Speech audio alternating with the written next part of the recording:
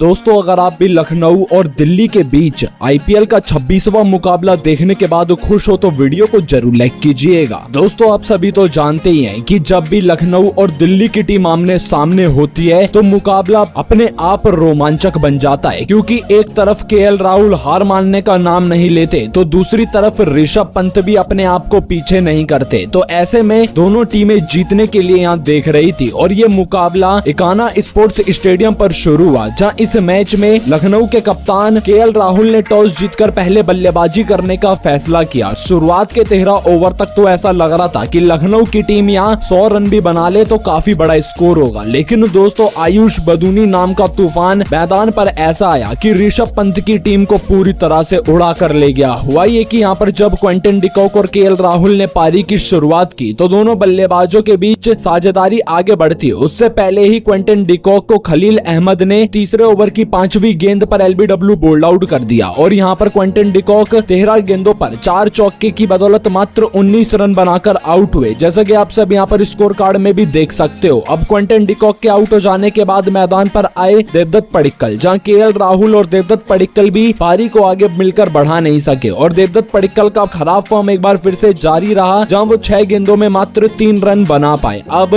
2 बड़े झटके 41 रन के कुल स्कोर पर लग जाने के बाद लखनऊ की टीम बैकफुट पर जाती हुई नजर आ रही थी। इस बीच केएल राहुल ने एक छोर तो संभाल रखा था, लेकिन सामने से उनका साथ कोई भी निभा नहीं रहा था। इस बीच मार्कस स्टोइनिस उतरे मैदान पर, लेकिन कुलदीप यादव ने जैसे ही इस पारी का पहला ओवर अपना करवाया तो उन्होंने आते के साथ मार्कस स्टोइनिस को चलता किया, जो कि ईशांत शर्मा को कैच थमा बैठे लेग साइड की तरफ। और दोस्तों यहाँ पर मार्कस स्टोइनिस 8 रन बनाकर जब आउट हुए तब लखनऊ की टीम के 3 विकेट मात्र 66 रन के कुल स्कोर पर गिर चुके थे। स्टोइनिस के आउट हो जाने के बाद उतरे निकोलस पूरन, जहाँ निकोलस पूरन से हर किसी को उम्मीदें लग रही थी बड़ी पारी की, लेकिन निकोलस पूरन को भी पहली ही गेंद पर कुलदीप यादव ने बोल्ड आउट कर दिया और यहाँ हैट्रिक लेने के करीब कुलदीप यादव पहुंच गए। भला उनको हैट्रिक तो नहीं मिल पाई, लेकिन दोस्तों कुलदीप यादव ने अपनी चमत्कारी गेंदबाजी से पूरा मुकाबला अब लगभग पलट दिया था। केएल राहुल और दीपक हुडा एक दूसरे का साथ निभाते हुए 10 रन की साझेदारी तो कर लेते हैं, लेकिन यहाँ पर केएल राहुल के रूप में लखनऊ की टीम को 5वां झटका लग जाता है, जब कुलदीप यादव ने 10वें ओवर की तीसरी गेंद पर केएल राहुल को अपने जाल में फंसाकर उनके बल्ले का एज लगवा दिया और केएल राहुल 22 गेंद पर 5 चौके और 1 छक्के की बदौलत 39 रन बनाकर आउट हुए। और केएल राहुल के आउट हो जाने के बाद मैदान पर आए दीपक हुडा का साथ निभाने के लिए आयुष बदूनी, लेकिन यहाँ पर दीपक हुडा जो कि लय में चल नहीं रहे हैं और वो भी बस 10 रन बनाकर ही आउट हो गए और ईशांत शर्मा ने उनको चलता किया। और जब दीपक हुडा आउट हुए थे तब लखनऊ सुपर जायंट्स ने 89 रन के कुल स्कोर पर अपने 6 विकेट गवा दिए थे। अब दीपक हुडा के आउट हो जाने के बाद आयुष बदूनी और कृणाल पांड्या टिके तो हुए थे, लेकिन कृणाल पांड्या को मुकेश कुमार ने जैसे ही आउट किया, यहाँ पर 7 बड़े झटके 94 रन के कुल स्कोर पर लखनऊ को लग चुके थे, वो भी 13 ओवर के भीतर। अब दोस्तों ओवर बचे हुए थे पूरे कुल मिलाकर 7 और आयुष बदूनी अरशद खान मैदान पर टिके हुए थे, जहाँ दोनों बल्लेबाजों से बस यही उम्मीद लग रही थी कि अपनी टीम को ये 100-120 रन तक पहुंचा दे, वही काफी बड़ा स्कोर होगा। लेकिन यहाँ पर आयुष बदूनी कहाँ हार मानने वालों में से हैं। उन्होंने ठान लिया था कि इस मैच में अपनी टीम को 160 के पार लेकर जाना है, जिसके चलते आयुष बदूनी ने मुश्किल वक्त में ताबड़तोड़ बल्लेबाजी करते हुए 35 गेंदों पर 55 रन की पारी खेल डाली और वहीं अरशद खान उनका साथ निभाते हुए 20 रन बनाकर डगआउट लौटे और इसी के साथ लखनऊ की टीम 20 ओवर में 7 विकेट गवाकर 167 रन बना पाने में कामयाब हो सकी, जहां दिल्ली की टीम को लक्ष्य मिला 168 रन का। वहीं दिल्ली के लिए सबसे ज्यादा 3 विकेट कुलदीप यादव को मिले तो 2 विकेट खलील अहमद के नाम हुए और 1-1 विकेट ईशांत शर्मा और मुकेश कुमार के नाम रहा। अब दोस्तों बारी थी दिल्ली कैपिटल्स टीम की इस मैदान पर तेज बल्लेबाजी करके लक्ष्य को हासिल करने की और यहाँ पर जब दिल्ली के लिए पृथ्वी शॉ और डेविड वार्नर पारी की शुरुआत करने के लिए उतरे तो दोनों बल्लेबाजों ने पहले ही ओवर से तेज रन बनाना शुरू किया। दोनों बल्लेबाजों ने 3 ओवर के भीतर ही 22 रन जोड़ लिए थे। अब यहाँ पर ऐसा लगने लगा कि दिल्ली की टीम तो काफी आगे बढ़ चुकी है और आज पृथ्वी शॉ भी लय में दिख रहे हैं। हो सकता है कि अपना 50 रन आईपीएल 2024 का पूरा करें, लेकिन दोस्तों इस बात का अंदाजा किसी को भी नहीं था कि अगले ही पल दिल्ली की टीम को यह बड़ा झटका लगने वाला है। हुआ ये कि डेविड वार्नर को यहाँ पर यश ठाकुर ने चौथे ओवर की तीसरी गेंद पर बोल्ड आउट कर दिया और यहाँ पर डेविड वार्नर जब आउट हुए तब दिल्ली की टीम ने मात्र 24 रन जोड़े थे और पहला झटका उनको लग गया। अब दोस्तों इतना बड़ा स्कोर चाहिए बनाने के लिए, और अगर पहला ही विकेट इतनी जल्दी गिर जाए तो टीम पर दबाव बनना तो तय था। और यहाँ पर फिर डेविड वार्नर के आउट हो जाने के बाद उतरे जैक फ्रेशर मैकगुर्क, जहां उन्होंने पृथ्वी शॉ के साथ मिलकर आगे पारी को तो बढ़ाया, लेकिन यहाँ पर पृथ्वी शॉ जो कि बस बड़े शॉट लगाने पर ज्यादा फोकस करते हुए नजर आ रहे थे, उनको रवि बिश्नोई ने अपने जाल में फंसाकर चलता किया। जी हाँ दोस्तों, यहाँ पर रवि बिश्नोई ने पृथ्वी शॉ को बाहर जाती हुई गेंद करवाई और पृथ्वी शॉ फिर से उसी गेंद को स्लॉग स्वीप खेलने की कोशिश में अपना विकेट निकोलस पूरन को थमा बैठे। जहां 22 गेंदों पर 32 रन बनाकर पृथ्वी शॉ आउट हुए तो यहाँ दिल्ली कैपिटल्स की टीम 63 रन पर 2 बड़े विकेट अपने गवा चुकी थी। अब 2 बड़े झटके लग जाने के बाद फ्रेशर और ऋषभ पंत पर पूरी जिम्मेदारी थी मैच में अपनी टीम को बनाए रखने की। लेकिन दोस्तों इस पिच पर बड़ा स्कोर बनाना इतना कठिन था कि यहाँ पर गेंदबाजों को लगातार मदद मिल रही थी और इसके बावजूद भी दिल्ली के बल्लेबाज बस अपने आप को संभाले हुए थे। यहाँ देखते ही देखते स्कोर अब आगे बढ़ता चला गया और इस बीच